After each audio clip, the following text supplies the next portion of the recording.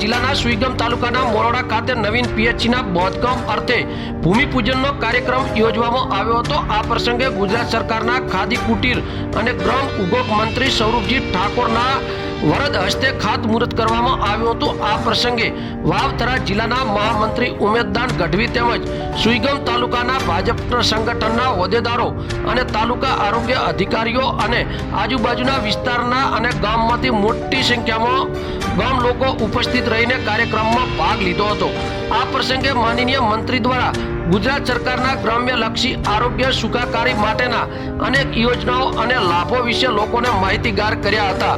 સરકારશ્રીના સતત પ્રયત્નો થકી લોકોને સુખાકારીમાં વધારો થવા પામ્યો છે એની વાત પણ કરવામાં આવી હતી। આ વિસ્તારની તાસીર અને સરકારના સંકલનના કારણે બહુ મોટો બદલાવ લાવી શક્યા છીએ, જેનો મંત્રી સૌરભજી ઠાકોરે આ વિશે જણાવ્યું હતું, જેમાં સમગ્ર કાર્યક્રમનું સફળ સંચાલન પ્રાથમિક આરોગ્ય કેન્દ્ર મોરોડા દ્વારા કરવામાં આવ્યો હતો।